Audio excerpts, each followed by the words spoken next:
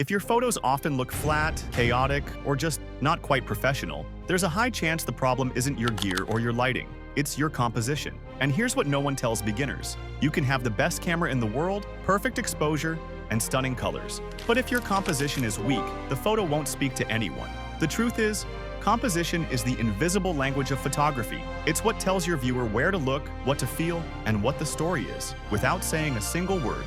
In this video, I'm going to walk you through 5 powerful composition techniques every photographer should know, and I'm not just going to name them and move on. I'm going to break each one down with real-world examples, mistakes to avoid, and how you can master them whether you're shooting portraits, landscapes, street, or even product photography. Let's dive in.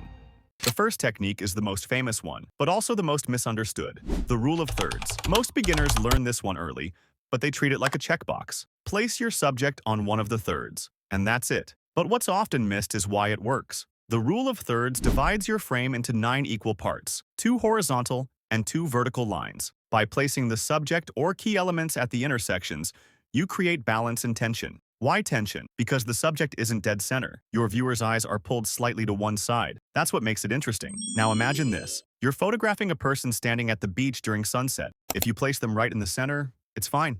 It's symmetric, but it feels static. Now move them to the left third, facing into the frame. Suddenly, the empty space in front of them tells a story. It invites the viewer to wonder what's out there. It adds depth. And if you're shooting video, this technique becomes even more powerful, especially during interviews or talking head scenes. The second technique is leading lines. This one's about using elements in the scene to guide the viewer's eyes towards your subject. Roads, fences, staircases, shadows, even people's arms or the angle of a building can work as leading lines. The trick here isn't just to find lines, it's to use them with intention. Ask yourself, where do these lines lead? Are they pulling attention to the subject or away from it? Let me give you a visual. You're in a parking garage, and you notice the overhead lights form a repetitive pattern. You place your subject at the end of that path and shoot with a shallow depth of field. Those lines naturally pull the viewer's attention toward the person. Now flip the angle. Put the lines behind the subject. Suddenly, they feel like they're walking into something dramatic or ominous. That's storytelling through composition.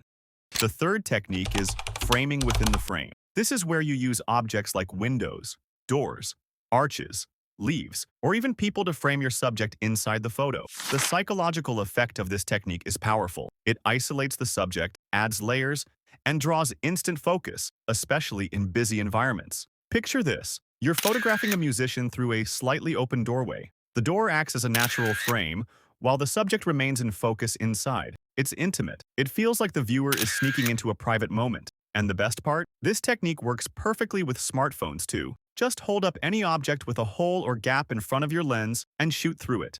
Next, let's talk about symmetry and patterns. Humans are naturally drawn to symmetry. It signals order, balance, and calm. Think of architecture, reflections on water, or faces. When you place your subject in the center of a perfectly symmetrical scene, it feels powerful, intentional. But here's where it gets creative. Once you establish a symmetry, you can break it to create contrast and tension. For example, imagine photographing a symmetrical hallway with someone standing off to one side, breaking the pattern. The viewer's brain registers the pattern and then immediately zooms in on the subject. That contrast is what makes the photo memorable. You can even apply this with colors. If a scene is mostly monochrome, placing one red object in the middle can disrupt the pattern in a striking way. Guys, I have good news for you. If you're still editing by guesswork, spending hours trying to make a single photo look decent, then stop, right now.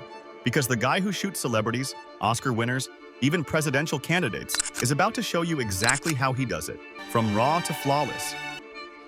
From camera to client. Watch the video where he talks about the course himself. I've photographed everything from my friends and their family to world leaders and Oscar winners. And it's about time that I share with you my exact editing workflow. Meaning, how do I take the image from the camera and maximize its potential, which includes skin retouching? How do I edit color? And equally important, how do I deliver these images to my subjects or my clients? Like, how do you maximize the quality for either social media or online distribution or various printing needs? I'm going to show you literally everything that I do. Even the specific gear gear that I use that genuinely cuts my editing time in at least half. So this course isn't just about maximizing the quality of the image, but maximizing efficiency so you can have time to do other things, either making more images or having a social life. You know what? It's this simple. Ever since I started using the techniques that I show you in this course, I started sleeping. I know. So check it out and make your life a little bit easier, or significantly. And mine too. Please.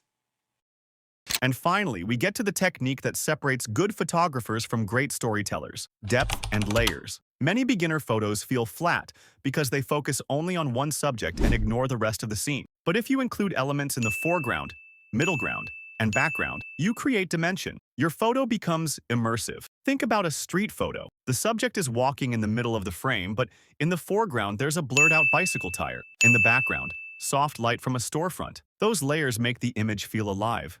Here's a trick. If you don't have a good foreground, create one. Hold a leaf, glass, or any translucent object near the edge of your lens. Blur it slightly. Boom. Instant depth. It doesn't have to be complicated. It just has to create the illusion of space. And one more thing. Don't forget about negative space. Sometimes, the most powerful composition comes from what you choose to leave out of the frame. Let the scene breathe. Give your subject room to exist within the environment. To sum it up, mastering composition is like learning the grammar of visual language. You can still speak without it, but you'll never be able to tell deep, moving stories with your images. These 5 techniques, when understood and used with purpose, can transform your photography from snapshots into art. If you want me to go even deeper with real image breakdowns, live examples, or editing demos, drop a comment and I'll make it happen. But for now, grab your camera, look around your space, and start composing like a visual storyteller. Because the world doesn't need more photographers. It needs more artists who see differently.